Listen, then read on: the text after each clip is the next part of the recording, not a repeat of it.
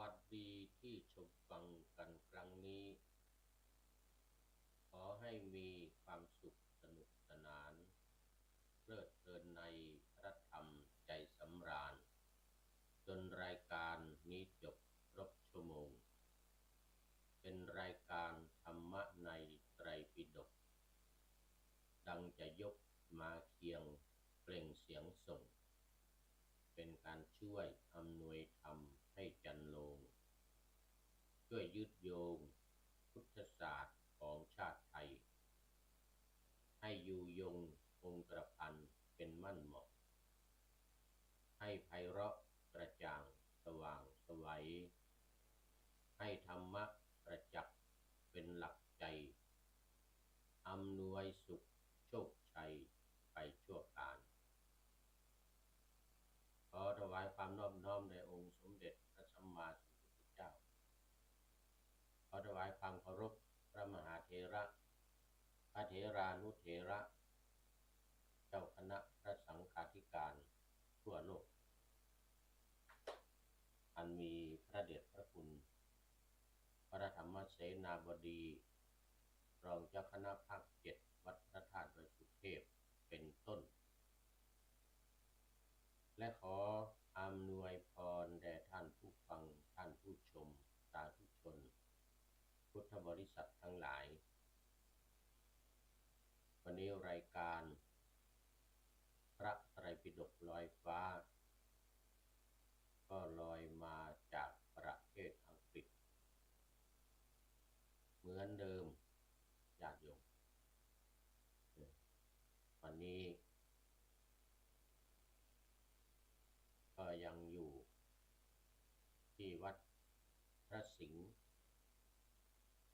ประเทศอังกฤษเรียกกันว่าพระสิงห์ UK ที่เขตลันคอนทาวน์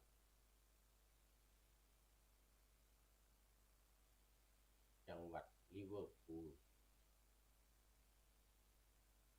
ประเทศสหราชอาณาจักรอังกฤษ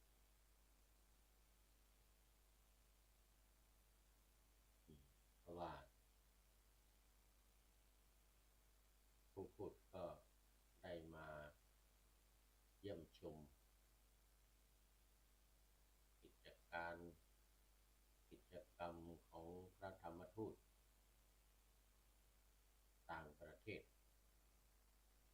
สายวัดพระสิงห์ UK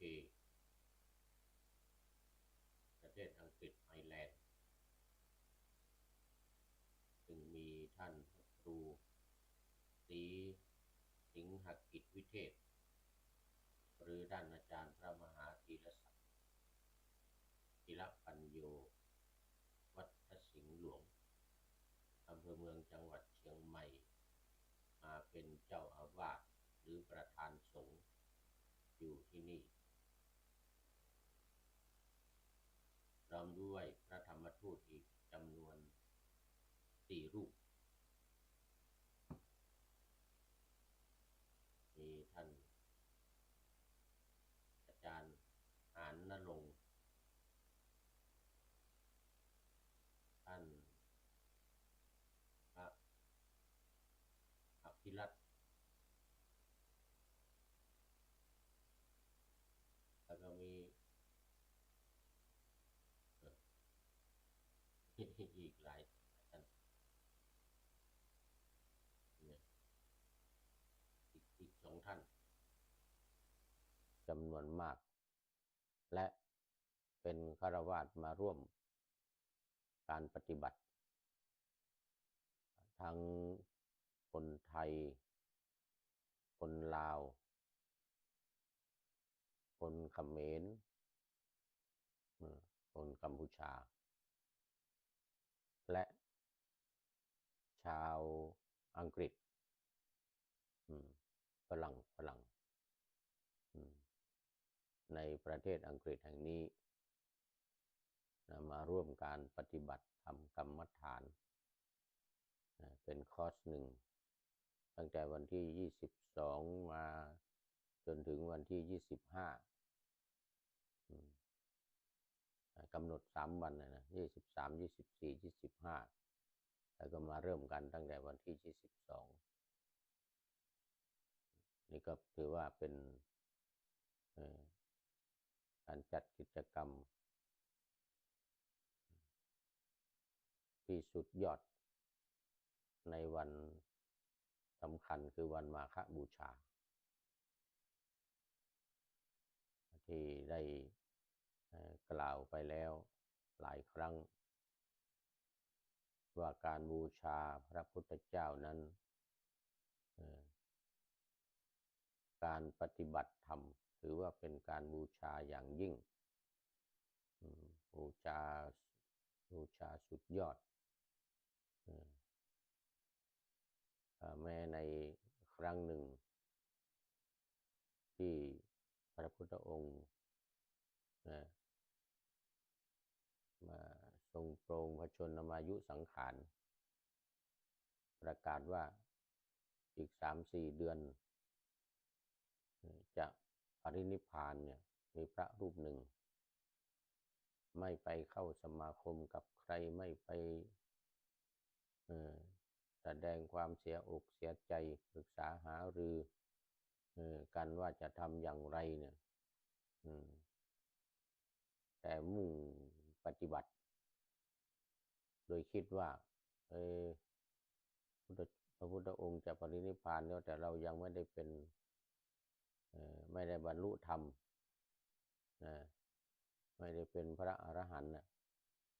เราจะต้องรีบขวนขวายในการปฏิบัติให้ได้บรรลุก่อนที่พระพุทธองค์ปรินิพพานนี้3-4 เดือนเนี่ยต้องบรรลุให้ได้คิดอย่างนี้นะเสร็จแล้วก็ปฏิบัติมุ่งหน้าปฏิบัติไม่ไปหาใครภิกษุทั้งหลายก็พากันคิดว่าภิกษุรูปนี้ไม่กตัญญูเนี่ยไม่คิดถึงพระพุทธเจ้าไม่เสียอกเสียใจไม่มาบูชาพระพุทธเจ้าไม่มากราบไหว้สักการะบูชาพระพุทธเจ้าทั้งที่ว่าพระพุทธเจ้าจะปรินิพพานแล้วอย่างเงี้ยแต่พอไปกราบทูลพระพุทธเจ้าพระองค์ทรงสรรเสริญว่าคนที่จะบูชาตถาคตก่อนปรินิพพานเนี่ยต้องทำอย่างนี้ต้องทำอย่างภิกษุรูปนี้อย่างเงี้ยนะอย่างนี้เป็นต้นเพราะฉะนั้นพระพุทธศาสนาเป็นศาสนาแห่งการปฏิบัติแห่งการปฏิบัติธรรม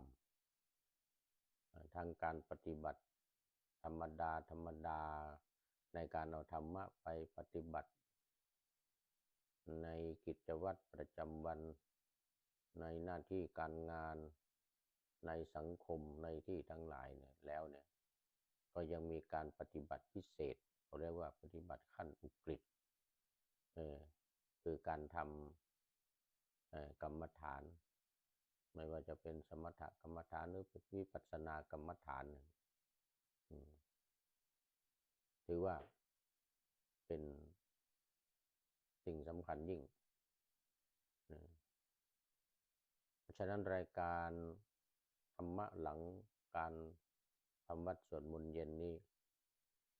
ก็จึงได้เน้นในเรื่องของการปฏิบัติกรรมฐานคือพระเดชพระคุณหลวงพ่อได้มอบหมายให้เน้นเรื่องของการปฏิบัติพูดเรื่องการปฏิบัติเพราะว่าหลังการทำวัดสวดมนต์เย็นและตอนเช้าด้วยเนี่ยวัดพระธาตุดอยสุเทพก็มี2 ครั้ง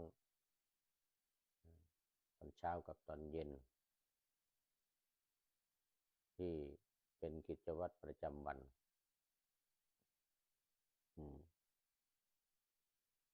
โดยมีการปฏิบัติธรรม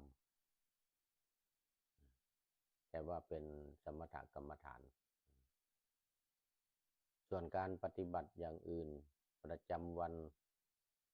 ก็มีการปฏิบัติของญาติโยมที่มานอนวัดมาปฏิบัติธรรมในวันพระ ในวันพระในวันศีลเนี่ย8 ค่ำ15 ค่ำ14 ค่ำอย่างนี้1 คืน2 วัน1 คืนแล้วก็มีปฏิบัติของคนต่างชาติเรียกว่าการปฏิบัติแบบนานาชาตินะคนต่างประเทศมาอยู่ปฏิบัติเป็นประจำทุกวันบางคนก็มาปฏิบัติอยู่3 วัน5 วัน7 วันบางคนอยู่เป็นเดือนการปฏิบัติธรรมกรรมฐานก็มีท่านอาจารย์พุทธศักดิ์เป็นพระวิปัสสนาจารย์สอนให้แก่ชาวต่างประเทศเรียกว่าเป็นการปฏิบัติของชาวต่างประเทศหรือของการสอนภาษาอังกฤษเรียกว่าสำนักการปฏิบัตินานาชาติการปฏิบัติของชนชาติต่างๆต่างประเทศมีฝรั่งมาจากทางตะวันตกทางยุโรปอเมริกาออสเตรเลียมาทางแอฟริกาแม้ในเอเชียของเราเองนี่มาจากอินเดียศรีลังกาพม่าลาวเขมรอย่างนี้มาจากจีนจากประเทศจีนเกาหลีญี่ปุ่นนี่นะก็มาร่วมการปฏิบัติที่วัดพระธาตุดอยสุเทพเป็นประจำทุกวันเป็นประจำทุกวันนี่ก็เพราะว่าพระเดชพระคุณหลวงพ่อถือว่าเรื่องของการปฏิบัติทำกรรมฐานเนี่ยเป็นเรื่องสำคัญขาดไม่ได้ต้องมีการปฏิบัติอยู่เป็นประจำนี่สำหรับวันนี้ธรรมะที่จะได้นำมาพูดคุยนะธรรมะที่จะได้นำมาพูดคุยเดี๋ยวจะหมดเวลาแล้วนะจากพระไตรปิฎกเป็นพุทธพจน์หรือพุทธวจนะเรื่องไม่ต้องร้อนใจหากยังไม่ประสบผลคือถ้ายังไม่บรรลุไม่บรรลุธรรมไม่ได้ประสบความสำเร็จนะก็อย่าไปตกอกตกใจอย่าไปร้อนอกร้อนใจมีพระพุทธพจน์ที่พระพุทธองค์ตรัสไว้ในพระไตรปิฎกอ้างอิงยืนยันว่าอย่ากลัวหรืออย่าหวาดหวั่นอย่าวิตกกังวลหวั่นอกหวั่นใจไปว่ายังไม่ได้บรรลุเหมือนกับพระภิกษุที่เล่าให้ฟังในตอนแรกที่ทราบว่าพระพุทธองค์ปรินิพพานตัวเองยังไม่ได้บรรลุแต่หวั่นใจแล้วตกใจแล้วยังมีสติยังมีสติรีบขวนขวายในการปฏิบัติแต่ถ้าตกอกตกใจเตลิดเปิดเปิงหนีไปอย่างนี้นี่ไม่ได้เรื่องเนี่ยไม่ได้เรื่องอันนี้ก็มาในติกนิบาตอังคุตรนิกายพระสุตตันตปิฎกเล่มที่20 หน้า304ถึง307ข้อที่532หนังสือพุทธวจนะของท่านอาจารย์คึกฤทธิ์นำมาลงไว้ต้องขอบคุณเจ้าของหนังสือพุทธวจนะหมวดธรรมเป็นธรรมเปิดธรรมที่ถูกปิดว่างั้นนะใจความก็คือภิกษุทั้งหลายกิจที่ควรรีบด่วนทำของคฤหบดีชาวนา3อย่างเหล่านี้3อย่างเป็นอย่างไรภิกษุทั้งหลายคฤหบดีชาวนาในโลกนี้ต้องรีบเร่งไถนาให้ดีคราดนาให้เรียบร้อยครั้นแล้วต้องรีบเร่งเพาะพืชลงไปครั้นแล้วรีบเร่งไขเอาน้ำเข้าบ้างระบายเอาน้ำออกเสียบ้างเรียกว่าดูแลน้ำในการทำนาต้องให้น้ำพอดีในไร่ในนานั้นคราดในบ้านเราก็คือการพรวนดินพรวนหน้าดินในขณะที่ไถแล้วเนี่ยหรือเราเรียกกันว่าเฟือเราเรียกกันว่าเฟือไถนาแล้วเนี่ยก็ต้องมีการคราดในการคราดนาให้เรียบร้อยภิกษุทั้งหลายกิจที่ควรรีบด่วนทำของคหบดีชาวนา3อย่างนี้แลภิกษุทั้งหลายคหบดีชาวนานั้นไม่มีฤทธิ์หรืออานุภาพจะบันดาลว่าข้าวเปลือกของเราจงเกิดในวันนี้พรุ่งนี้จงมีท้องมะรืนนี้จงหุงได้ภิกษุทั้งหลายโดยที่แท้สมัยที่ข้าวเปลือกของคหบดีชาวนานั้นมีความแปรของฤดูเกิดก็ดีมีท้องก็ดีหุงได้ก็ดีมีอยู่ภิกษุทั้งหลายฉันนั้นเหมือนกันกิจที่ควรรีบทำของภิกษุ3อย่างเป็นอย่างไรคือการสมทานอธิศีลสิกขาการปฏิบัติในศีลอันยิ่งการสมทานอธิจิตตสิกขาคือการปฏิบัติในจิตอันยิ่งและการสมทานอธิปัญญาสิกขาคือการปฏิบัติในปัญญาอันยิ่งก็คือศีลสมาธิปัญญาแต่ในที่นี้มีคำว่าอธิอยู่ด้วยคือศีลยิ่งจิตอันยิ่งแล้วก็ปัญญาอันยิ่งไม่ใช่ศีลสมาธิปัญญาธรรมดาความจริงก็อยู่ในมรรคมีองค์8นะศีลสมาธิปัญญาอย่างข้อที่1ที่2นี่สัมมาทิฏฐิสัมมาสังกัปปะนี่เป็นปัญญาส่วนตั้งแต่ข้อ3ถึงข้อ5สัมมาวาจาสัมมากัมมันตะสัมมาอาชีวะนี่เป็นส่วนของศีลแล้วก็สัมมาวายามะที่6สัมมาสติที่7สัมมาสมาธิที่8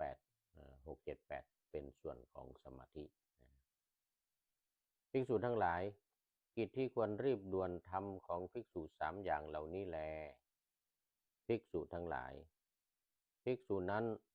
ไม่มีฤทธิ์หรืออานุภาพที่จะบันดาลว่าจิตของเราจงพ้นจากอาสวะทั้งหลายเพราะไม่ถือมั่นด้วยอุปาทานในวันนี้แหละหรือมิฉะนั้นก็ในวันพรุ่งนี้หรือในวันมะรืนนี้ภิกษุทั้งหลายโดยที่แท้สมัยที่จิตของภิกษุนั้นผู้ศึกษาอธิศีลอยู่ก็ดี ผู้ศึกษาอธิจิตก็ดีผู้ศึกษาอธิปัญญาอยู่ก็ดีหลุดพ้นจากอาสวะทั้งหลายเพราะไม่ถือมั่นมีอยู่มีอยู่เพราะเหตุนั้นแลภิกษุทั้งหลายเธอทั้งหลายพึงศึกษาอย่างนี้ว่าเราจักมีฉันทะอย่างแรงกล้าในการสมาทานอธิศีลสิกขาเราจะมีฉันทะอย่างแรงกล้าในการสมาทานอธิจิตตสิกขาและเราจะมีฉันทะอย่างแรงกล้าในการสมาทานอธิปัญญาสิกขาภิกษุทั้งหลาย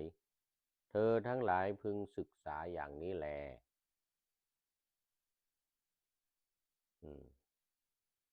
นี่ก็เป็นพุทธพจน์เกี่ยวกับลำดับแห่งการปฏิบัติลำดับแห่งการปฏิบัติที่สำคัญที่เราทั้งหลายไม่พึงประมาทพึงดำเนินการเจริญรอยตามหลักการทั้งสามอย่างนี้อย่างขมักเขม้นไม่ลดละไม่ท้อถอยเพราะว่าเราไม่รู้ว่าเราจะบรรลุเมื่อไหร่จะรู้แจ้งเห็นจริงเมื่อไหร่จะละกิเลสทั้งหลายได้เมื่อไหร่เราไม่รู้บุญญาบารมีที่เราสร้างมามากน้อยเท่าไหร่เราก็ไม่รู้เราจะถึงหรือยังเนี่ยจะถึงการบรรลุหรือยังเนี่ยเราก็ไม่รู้อีกเหมือนกันดังนั้นก็จึงต้องมีความมุ่งมั่นในการปฏิบัติอย่างจริงจังอย่างจริงจังเพื่อว่ามันอีกนานเนี่ยอีกนานมันจะได้บรรลุมันจะได้รู้แจ้งเห็นจริงเนี่ยมันก็จะได้เร็วขึ้น มันจะได้เร็วขึ้นกระชับขึ้นเพราะเราไม่รู้ว่ามันเป็นยังไงบุญญาบารมีเรามีมากหรือมีน้อยอย่างไรที่ผ่านมาอย่างเงี้ยนะเพราะว่าในที่นี้ก็บอกว่ามันมีอยู่เวลาที่จะบรรลุนะมันมีอยู่เวลาที่จะรู้แจ้งเห็นจริงนะมีอยู่เหมือนชาวไร่ชาวนาข้าบดีชาวนาที่ทำนาเนี่ยก็ยังไม่รู้นะว่ามันจะข้าวมันจะได้หุงวันพรุ่งนี้หรือเปล่าแต่มันจะได้แน่นอนมันจะได้หุงแน่นอนมันข้าวจะเป็นรวงแน่นอนจะมีท้องมีรวงข้าวแน่นอนกำหนดเวลามันมีอยู่ประมาณ3 เดือนนะประมาณ3 เดือนไม่เกิน4 เดือนนี่นะเวลาหว่านข้าวไถนาอะไรเรียบร้อยแล้วหว่านพืชลงไปแล้วเนี่ยหว่านพืชลงไปแล้วเนี่ย2 เดือน3 เดือนมีอยู่การบรรลุธรรม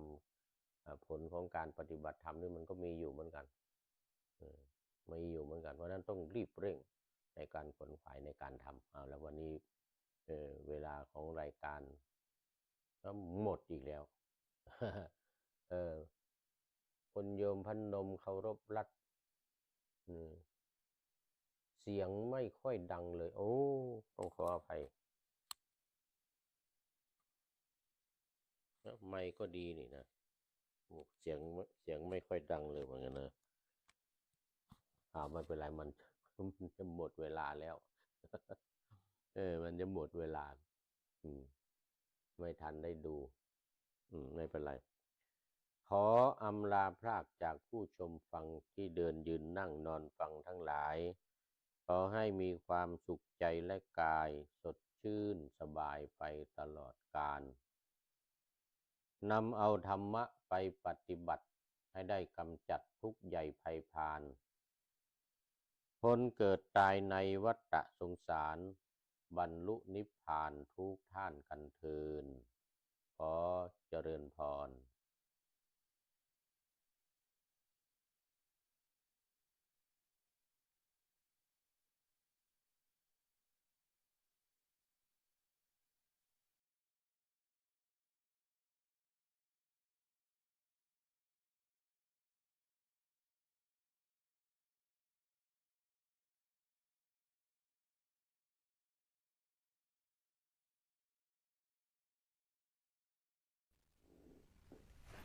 สวัสดีค่ะกัลยาณมิตรที่รักทุกท่านวันนี้พี่แพทย์มี